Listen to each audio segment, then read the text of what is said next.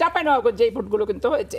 এখন আমি যেহেতু একটা নির্দিষ্ট জেলায় থেকে ভোট করেছি, তো নির্দিষ্ট জেলাটা আমি যত সুন্দর করে বলতে পারবো, অন্যান্যগুলো আমি রাজনৈতিক বিশ্লেষণের ভিত্তিতে আমাকে বলতে হবে। আপনি এক কথাই বলবেন যে আপনার যদি জামাতের সাথে যদি অন্তর্বর্তী সরকারের এটা হয়ে থাকে, চুক্তি ধরেন হলো, তারা বিরোধী দলে তাদেরকে বসাবে, এটা ছিল। তো যদি জামাতের প্রকৃত অবস্থান কি, তারা কি 3 বা 4 নম্বরে যেত?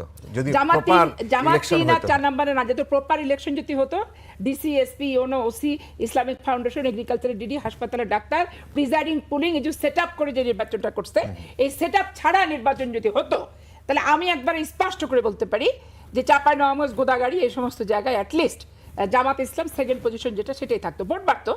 জামাতের ধরেন 65,000 ভোট পেয়েছে 18-তে, 1 লাখে যেত। বিএনপি ধরেন 1,30,000 পেয়েছে, সেটা 1.5 লাখ হতো। কিন্তু এই পরিসংখ্যানটা এইভাবে ভোটের রেশিওটা হতো না, যে আনুপাতিক হারটা, ভোটারের আনুপাতিক হারটা যেটা বাড়ায় দেখানো হয়েছে। আওয়ামী লীগরা বেসিক্যালি ভোট দিতে যায়নি, আওয়ামী লীগের ভোটগুলোকে দেখা দেওয়া হলো যে 1 লক্ষ আওয়ামী লীগ ভোট জামাতকে ভোট দিল। আচ্ছা, উনি বারবার করে এক কথা বলে যে লন্ডন সফর, লন্ডন সফর। জামাত ইসলাম ফেব্রুয়ারি, ডিসেম্বর, মার্চে ভোট করতে অস্বস্তি বোধ করে, কারণ যেহেতু ডিসেম্বর বিজয়, 26 স্বাধীনতা, সব মিলায় মিশায়, স্বাভাবিক কারণে ওনারা ফেব্রুয়ারিতে ডেট দিছে। তো ইউনূস সরকার জামাতের সাথে বসছে, জামাত ইসলামের সাথে অবশ্যই ডেট ছিল। জামাত ইসলাম ওপেন হতে বলছে যে রোজার আগে ফেব্রুয়ারিতে 12 তারিখ হলে আমাদের কোনো আপত্তি নাই। তো আগে তো ডক্টর ইউনূস সরকার জামাতের সাথে বসে তাদের কাছ থেকে একটা ফায়সালা নিয়ে লন্ডনে যে তাদের ফায়সালাটা ওইখানে যে অ্যাডজাস্ট করে দিছে, তখন বিএনপি রাজি হয়েছে। স্বাভাবিক কারণে ইনাদের সাথে বসে ইনাদের ডেট নিয়ে ইনাদের বার্তা বাহক হয়ে তো গেছে উনি ওখানে। তো উনাকে আবার নতুন করে বাংলাদেশে এসে ডেট ঘোষণা দিলেই জামাতের প্রতিনিধিত্ব থাকবে ইউনূসের উপরে। আর লন্ডনে ইনাদের সাথে আলোচনা করেই গেছে লন্ডনে, যে যখন ব্যাটে বলে মিলাতে পেরে ওইখানে ঘোষণা দিলে এনাদের প্রতিনিধিত্ব থাকবে না ডক্টর ইউনূসের উপরে, এটা কিন্তু না। এখন আপনি আমাকে প্রশ্ন করতে পারেন ডক্টর ইউনূস ওনাদেরকে কেন সাপোর্ট করবে, এটা আপনি আমাকে প্রশ্ন করতেই পারেন। এখন দেখেন, ডক্টর ইউনূসের জন্য এনারা মেইন স্ট্রিমের ব্যাপারটা আমি পরে আসতেছি, ডক্টর ইউনূসের জন্য এনারা 3 দিন অপেক্ষা করেছে। ডক্টর ইউনূস এনাদেরকে কি বললেন যে আমার নিয়োগকর্তা। তারপরে ইনারা করলেন কি, আপনি বলছেন এনসিপির কথা, এনসিপি তখন আত্মপ্রকাশ করে, অথবা জামাত, মানে কারা? জামাত ইসলাম। এনসিপি আর জামাতের পার্থক্যটা কি ভাই, আমি তো দেখি না। কারণ এরা গুপ্ত সুপ্ত এবং এটা একটা প্ল্যাটফর্ম। এই যেমন আপনার এবি পার্টি একটা প্ল্যাটফর্ম, সাবেক ছাত্র শিবিরের নেতাদের নিয়ে নতুন একটা তারুণ্যের অহংকার একটা প্ল্যাটফর্ম। এই আপনার এই যে নতুন পার্টি, এটা হচ্ছে জামাতের সব গুপ্ত সুপ্ত এবং বিভিন্নভাবে শিবির করে সব ছেলে পেলে, মাদ্রাসা ওরিয়েন্টেড। রাসেল হেসে অস্থির হচ্ছে যে আপা সত্য কথাটাই বলছে। এখন লন্ডনে যে ডিক্লেয়ার দিলেই বিএনপির আশার ক্ষমতায় নিশ্চয়তা হয়ে গেল, আর বাংলাদেশে ডিক্লেয়ার দিলে জামাতের 100 সিট দিয়ে 250 সিটের নির্বাচনে জামাত জিতে যেত, ব্যাপারটা তো তা না। আসলে নির্বাচনটা দরকার ছিল, তাদের মতামত নিয়ে যে একটা সমন্বয় সাধন করছে ডক্টর ইউনূস এবং সেটা করেছে। আচ্ছা, তারপরে আপনি আমরা আরেকটা প্রসঙ্গে ছিলাম, আমরা আজকে আপনি সেই ঘুরে ফিরে সেই নির্বাচনের মধ্যে চলে গেছেন। না, নির্বাচন নিয়ে কথা আমি আরেকটা বলি ভাই, বিজেপি সরকার একটা করে প্রদেশ ধরছে। একসাথে যদি সব প্রদেশ ভারতের ধরে তাহলে তো একটা গৃহযুদ্ধ বেড়ে যাবে। আপনি হায়দ্রাবাদের দেখেন, হায়দ্রাবাদের যে ভদ্রলোক ছিল সে অনেক পপুলার। আপনি জয়ললিতার কথা ভাবেন, আজ থেকে 15 বছর 20 বছর আগে সেও কিন্তু তার জায়গায় ছিল অনেক পপুলার, এবং জয়ললিতার জায়গায় এখনো তাকে আম্মাজান বলে কিন্তু জানে। অবশ্য একটা করে কিন্তু আগে সে অন্য সংগঠন মুক্ত হয়ে বিজেপিকে প্রতিষ্ঠিত করছে, করে শেষ বেশ হাত দিচ্ছে হচ্ছে আপনার মমতার উপরে। এবং মমতার এই ভোটটা একটা প্রহসনের ভোট, এবং শুধু প্রহসনের ভোটটা শুভেন্দু যেভাবে বললো যে 30% মুসলিম ভোট মমতাকে দিয়েছে। তো মুসলিম ভোট হোক আর হিন্দু ভোট হোক, মমতাকে দেওয়ার কি কোনো ক্যান্ডিডেটকে দেওয়ার কি এখতিয়ার নাই? এখতিয়ার তো আছে। আর ইভিএম মেশিন আমার ব্যক্তিগত অভিজ্ঞতা আছে, আওয়ামী লীগের আমলে পৌরসভার মেয়র গ্রামে হচ্ছে আপনার মোখলেস জামাতের সাথে আপনার অ্যালায়েন্স করলো যে জামাতকে 10টা কমিশনার দিবে আর এরা মেয়র সহ 5টা কমিশনার আওয়ামী লীগ নেবে। ইভিএম মেশিন তারা ওইখানে ইভিএম মেশিন দিয়ে পৌরসভা ভোটের জন্য সিলেক্ট করলো। এখন মানুষ তার ইভিএম মেশিন চালাতে পারে না, অভিজ্ঞ না। পরে করলো কি, 4টা বাস ভরে, এই নুরুল ডিআইজি ছিল আওয়ামী লীগের সময়, ওনার ফাঁসি পর্যন্ত হয়েছে, 5টা বাস ভরে ঢাকা বিশ্ববিদ্যালয়ের ছাত্রলীগের ছেলেদের ওখানে ইভিএম মেশিন অপারেটর বলে নিয়ে গেল। ভাই ডিসিকে বলি চুপ, এসপিকে বলি চুপ, নির্বাচন কমিশনগুলি চুপ, যে ছেলেগুলোকে হোস্টেলে রাখছে এই সরকারি কলেজের এখান থেকে ধরেন দেখেন এরা সব ভোট বাক্স ছিনতাই করবে। তারা যে করলো কি, প্রত্যেকটা বুথে বুথে 2জন করে সেট হয়ে গেল। স্টেট পিস্তল নিয়ে বলছে যে কমিশনার ভোট দিবা, দিয়ে বেরোয় যাবা, মেয়র ভোট আমরা দিব, এবং তারা মেয়রের ভোটটা নিজেরা চেপে পর্যন্ত দিল। তো ইভিএম মেশিনে যে ভোট মারবো এখানে লাস্ট পড়বে শ্মশানে, ভোট দিব হচ্ছে একটা প্রতীকে, ডিঙায় চলে যাবে আর একটা প্রতীক। ইভিএম মেশিন একটা বিতর্কিত মেশিন, এবং এই বিতর্কিত মেশিন নিয়ে বাংলাদেশে বিতর্ক করছে, কিন্তু মমতার ঘাড়ে এই মেশিনটা গতবার ফেলেনি, আস্তে আস্তে যখন সবগুলোই বিজেপির কন্ট্রোলে আসছে এখন ফেলে দিচ্ছে। এখন মুসলমানদের বাড়িতে তাণ্ডব হচ্ছে, মুসলমানদের বাড়িতে থাকতে দেওয়া হচ্ছে না, দোকানপাট, অফিস আদালত, কর্মসংস্থান প্রত্যেকটা জায়গায় এরকম বিজেপি স্লোগান দিয়ে যে হামলাটা করছে, এইটা কোনো সভ্য রাষ্ট্রের কি একটা লক্ষ্য হতে পারে যে জিতার পরে হামলা, হারার পরে যদি হামলা করতো তাহলে একটা ব্যাপার হতো। তারপরে যে নির্বাচনের মুড়ি টুড়ি এই যে এগুলো সব পাওয়া গেল, তাহলে ইভিএম মেশিনও তো সময় লাগে ভোট দিতে, তাহলে কিছু মুড়ি তো সিলটিল মেরে ঢুকা দিছে বাক্সের ভিতরে। এবং সেইখানকার কেন্দ্রীয় পুলিশ নিয়ে আসা হয়েছে এবং নির্বাচন কমিশন। দেখেন, ভারতের একটা জিনিস আমি প্রশংসা করতাম যে ভারতের সাথে এই সরকারের এত সম্পর্ক, কিন্তু তাদের একটা আস্থা ভাষণ নির্বাচন কমিশনের ও প্রশাসনের উপর আস্থা রাখে। ওই দেখেন ব্যালট বাক্স 1 মাস 15 দিন থাকতেছে নির্বাচন কমিশনের আন্ডারে, এটা নিয়ে কোনো দল কিন্তু কোনো কথা তোলে না, আস্থা থাকে।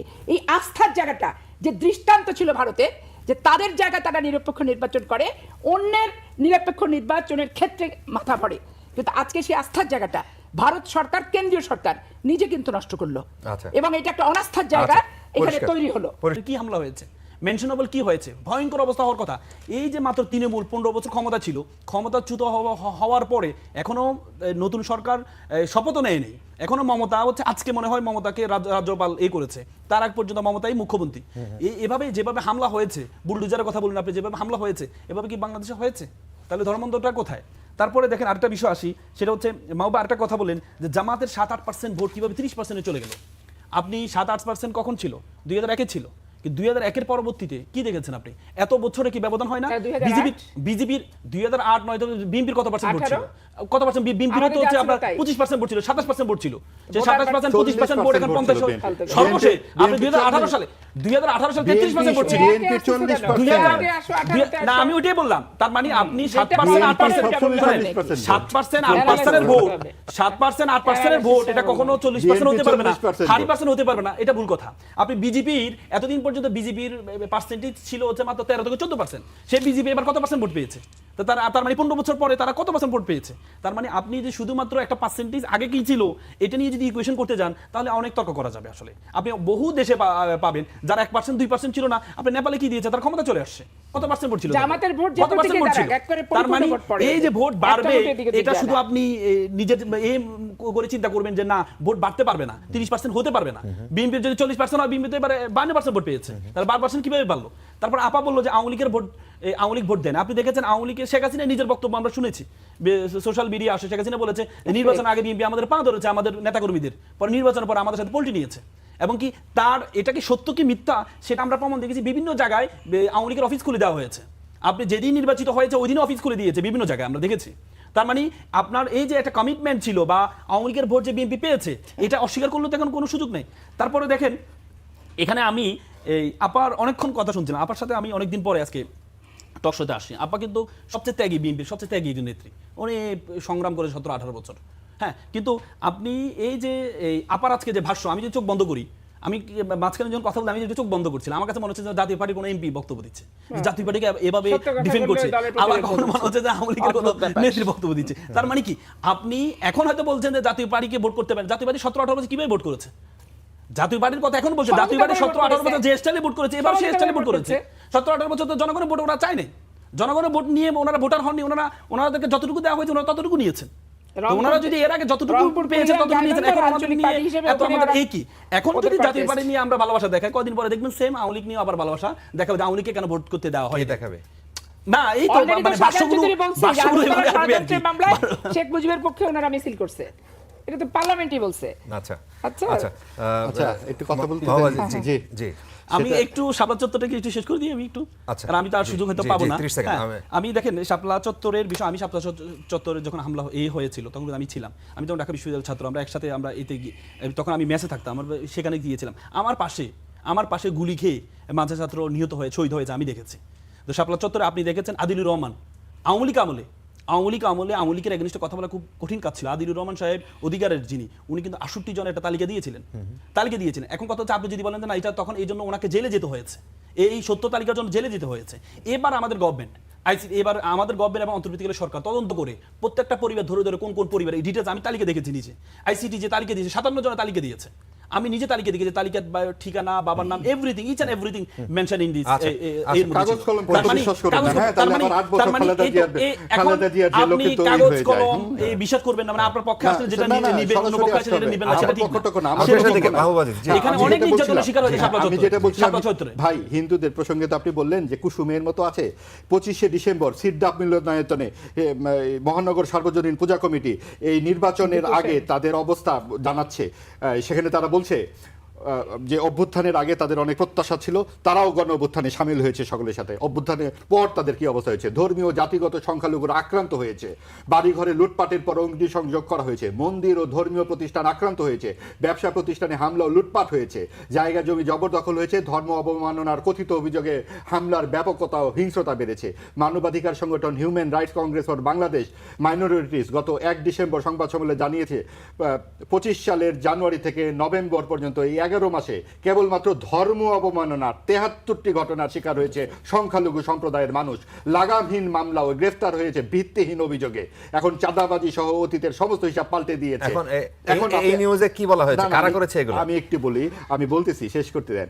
তারপরে তারা উপদেষ্টাকে কাছে জানিয়েছে, প্রধান উপদেষ্টা কোনো রকম কাজ করতে দেয় এই ব্যাপারে কোনো ই করেনি। আরেকটা ব্যাপার হচ্ছে বর্তমান প্রশাসনে সিনিয়র সচিব ও গ্রেড 1 পদে কোনো ধর্মীয় জাতিগত সংখ্যালঘু নেই। 25 সালের 24 ব্যাচের 140 জন উপসচিবকে যুগ্ম সচিব হিসেবে পদোন্নতি দেওয়া হয়েছে, এদের মধ্যে মাত্র 1 জন সংখ্যালঘু আছে। এই হচ্ছে অন্তর্বর্তীকালীন সরকারের হিন্দুদের প্রতি পাশে থাকা। কাজে তারা যখন এই নির্বাচনের আগে সরাসরি এইভাবে অভিযোগ করছে, তখন জামাতের পক্ষে বলা হচ্ছে আমাদের কুসুম কুসুম প্রেম হিন্দুদের সাথে। কাজে আমাদের একটি কথা মাথায় রাখতে হবে, নৈতিকতার উপরে কোনো রাজনীতি নাই। আপনি কোনো একটি পক্ষে, আপনি যদি কোনো জাতির একটি 2 জন মানুষও থাকে, তার সমান মর্যাদা থাকবে। আপনার 90% 92% মুসলমান দেখে এই দেশটি তাদের হয়ে যাবে, এটা পাকিস্তানি আদর্শ। তাদের জন্য আমার সোনার বাংলা, আমি তোমায় ভালোবাসি না, তাদের জন্য পাকসার জমিন সাতবাদ, তারা ওই পাকসার জমিন সাতবাদ গান গান। আমাদের এই বাংলাদেশ ধর্ম নিরপেক্ষ বাংলাদেশ, এখানে প্রত্যেকটা মানুষের, প্রত্যেকটা লিঙ্গের, প্রত্যেকটা মতবাদের সমান অধিকার। এবং এই জন্যই প্রধানমন্ত্রী তারেক রহমান বলেছেন যে বিশ্বাসী অবিশ্বাসী সংশয়ী সকলে সমান মর্যাদা থাকবে। কিন্তু আমাদের যখন এই ব্যাপারে সাম্প্রদায়িক উস্কানি দেওয়া হয় এবং জামাতে ইসলামীর নেতৃত্বে যখন একটি সম্প্রদায়গত বিভাজন তৈরি করা হয়, তখন আমাদের আতঙ্ক জাগে। আজকে পশ্চিম বাংলায় আপনি যা দেখছেন তা বিজেপি করছে, এইখানে জামাত করছে। এই জায়গা থেকে আমাদেরকে বেরিয়ে আসতে হবে। ওরা যাই করুক সেটা তাদের ব্যাপার, আমরা যেন এই উস্কানিকে পাত্তা না দিই। আমাদেরকে এই খালি কুসুম কুসুম কথাবার্তা নয়, কেউ কারো প্রহরা দিবে না, প্রহরা দিবে রাষ্ট্র। রাষ্ট্র আমাকে যেমন দিবে, ওই কমন সরকার একদম 30 সেকেন্ডে বলুন যে আল মামুন রাসেল বলেন যে তিনি নিজে মানুষকে মানে মৃত্যুবরণ করতেন। ওর নাম তো বলবেন না, উনি খালি মৃত্যুবরণ করলেন, উনি জেলে বলবেন, ওনাকে তো বলতে হবে সে কোথায়। এবং আপনি তো আপনার গণমাধ্যম দেখালাম, আমরা নিজেরা গণমাধ্যম কর্মী। আপনি 5 তারিখে খালি রক্তের দাগ দেখলে তো সে মৃত্যু বলা তো হয়েছে, সেখানে পেটানো হয়েছে, বলা তো হয়েছে, সেখানে সাউন্ড গ্রেনেড দেওয়া হয়েছে, সেখানে উল্লেখযোগ্য গণমাধ্যমগুলো তো আছে। এখন একজনকে আপনি দেখেছেন, আরেকজনকে আপনি দেখেছেন, এক সিরাজ শিকদারকে দিয়ে বলতেছেন জাসদের 30,000 কর্মীকে মেরে ফেলেছে বঙ্গবন্ধু, বললে তো হবে না ভাই, তখনও তো গণমাধ্যম ছিল। এখন মুশকিল হয়েছে অন্তর্বর্তীকালীন সরকারের আমলে যে যা খুশি তাই বলে ফেলে। কিন্তু সেই গণমাধ্যম যে সরকারের নিয়ন্ত্রণে ছিল, সেই বিষয়ে নিয়ে তো সবাই অবশ্যই আপনিও গণমাধ্যম কর্মী, আমিও গণমাধ্যম কর্মী। এই গণমাধ্যমেই বেরিয়েছে বেনজির সাহেব একদিনে 4 হালি, মানে 1 ডজন নাকি 1 হালি ফ্ল্যাট কিনেছিলেন এই ইয়েতে গুলশানে। এই গণমাধ্যমেই বালিশকাণ্ড বেরিয়েছে, এই গণমাধ্যমেই সমস্ত সরকারি কেলেঙ্কারি এগুলা বেরিয়েছে। আমি আপনি সাংবাদিকতাও করেছি, এবং সবচেয়ে বড় কথা হচ্ছে কি, এগুলা রোজ কিয়ামত পর্যন্ত থাকবে, এগুলো অনলাইনে না যে ডিলিট করে ফেলবেন, এডিট করে ফেলবেন। কার কি ভূমিকা ছিল? গণমাধ্যম যত কিছুই বলুন না কেন, শেষ পর্যন্ত গণমাধ্যমই কিন্তু আপনার এই গণঅভ্যুত্থানের সবচেয়ে বড়। সুতরাং শাপলা চত্বরে একজন মানুষের হত্যাকাণ্ড, সেটা গণহত্যা নয়, সেটা গণহত্যা নয়। 10 জনের কথা প্রথম আলো বলেছে, 11 জনের কথা আমি কিন্তু অস্বীকার করছি না যে জুলুম করা হবে তাদের উপর। ভাই 10 জন, আমি আমার কথাটা শুনেন আপনারা, আমি কিন্তু একবারও বলছি না যে একজনও মানুষ। এইখানে পত্রিকার খবর অনুযায়ী প্রথম আলো বলেছে 10 জন, 10 জন না, একজনও হলে আহত হলেও সেটা অবশ্যই, কিন্তু বানিয়ে বলা শত শত মানুষ, 58 জনের হিসাব দেওয়াটা ভুল। এখন প্রথম আলো যদি 10 জন দেয়, আদিলুর রহমান যদি 64 জন দেয়, আবার সরকারি হিসাবে যদি সেটা 33 জন হয়, 58 জন হয়, 57 জন যদি হয়, এবং আজকে যদি আরেকজন বিবিসির আপনি এদের সংবাদদাতার তথ্য দিলেন, উনি যদি বলেন একজনও হয় না, আমরা তখন কোন জায়গায় যাব? আমরা যেখানে করব যে এই বিবিসির যে সাংবাদিক যেটা বলেছেন, তিনি যেই এলাকায় ছিলেন, তিনি তো পুরো এলাকাটাই ছিলেন না, তিনি নিজের চোখে কাউকে নিহত হতে দেখেননি, তিনি সারা রাত ছিলেন। এরকম যারা 10 জনের কথা বলেছেন আপনি পত্রিকাটা তো পড়লেই পাবেন, এবং সেখানে কিন্তু শুধুমাত্র শাপলা চত্বরের কথা বলা হয়নি, বিভিন্ন প্রান্তে বিভিন্ন জায়গায় চট্টগ্রাম থেকে শুরু করে সব জায়গায়। আমার কথাটা শেষ করতে দেন প্লিজ। সেই জায়গাতে এখন না শেষ করতে দিতে হবে তো, সেই জায়গায় আপনারা যখন একটা ন্যারেশন বানিয়ে দেবেন, একটি বনাবেন যে গণহত্যা 32 নম্বরের ভিতরে কঙ্কাল পাওয়া গেছে, এগুলো তো এবার কিন্তু সেই সময় মাহবুব ভাই, সেই সময় গণমাধ্যমে আপনি যখন কাজ করেছেন আপনি সমস্ত কিছু দেখাতে পেরেছেন, আমরা সমস্ত টিভিতে সমস্ত কিছু দেখানো গেছে, কিছু না হলে মূল সত্যটা আমি লিখতে পেরেছি বলে আমি মনে করি। আপনি প্রকাশ করেছেন বলে আপনি অবশ্যই সেটা মনে করেন, এবং সেটা করেছেন বলেই বিভিন্ন সময়ে মানুষকে হামলা করা হয়েছে, সাংবাদিকদের তুলে নেওয়া হয়েছে, অনেক ধরনের নির্যাতন সাংবাদিকরা স্বীকার করেছেন, এটাও তো সত্য। তেলবাজি সাংবাদিক যেমন ছিল, প্রশ্ন কি করা হয়নি ভাই? প্রশ্ন করা হয়েছে বলেই তো ফ্যাসিবাদকে ফ্যাসিবাদী শাপলা চত্বরে শুধুমাত্র ঘটনা দেখাচ্ছে, এই জন্য দুইটা টিভি চ্যানেলকে বন্ধ করে দেওয়া হয়েছে। তার মানে আপনি বিবিসি তথ্যটা নিচ্ছেন, আপনি বিবিসি তথ্যটা দেখেন, এটা হচ্ছে সে হাতি দেখার মতো, অন্ধ হাতি দেখার মতো। আপনি যখন পা দেখে পা ধরলেন, আপনি পিলারের মতো। বিবিসি একটা অংশ ছিল, বিবিসি একটা অংশ ছিল, তার মানে অন্যান্য সাংবাদিকগুলো দর্শন এটা কথা না। মানে আমরা আলেমদের, আমরা হুজুরদের হত্যাকে হত্যা মনে করি না। এবং মাদ্রাসার 11 বছরের শিশুকে ধর্ষণকে আমরা ধর্ষণ বলি না। সেই দিনের সেই গণমাধ্যমে আপা ছিলেন, আমিও ছিলাম, সেই গণমাধ্যমে আমিও ছিলাম, আমার বাসা ছিল সেই খুব কাছে, কাজে আমরা দেখেছি যে গণমাধ্যমটা বন্ধ হয়েছে। গণহত্যা এক জিনিস, আর সারা দেশে আপনি যখন আপনি এটা গ্রহণ করলেন না, আপনি বিবিসি একজন না, সেটা কেন গ্রহণ করবেন? তাহলে হত্যাগুলো কি? জি, আপনি 10 জনকে 10 জনকে গণহত্যা না, আচ্ছা 10 জনকে গণহত্যা না, মৃত্যু কি হত্যা ভাই? 319 জনের যে হামলা মৃত্যু, এটা নিয়ে কোনো কথা হবে না, হাম নিয়ে কোনো কথা হবে না। অন্তর্বর্তীকালীন সরকার এটা জাদু মন্ত্রে মানে মেরে ফেলতেছে ভাই। হামে মৃত্যু গণহত্যা, এখন আসমান কাঁপে না, এখন আসমান কাঁপে না, একজন শিশু মারা গেলে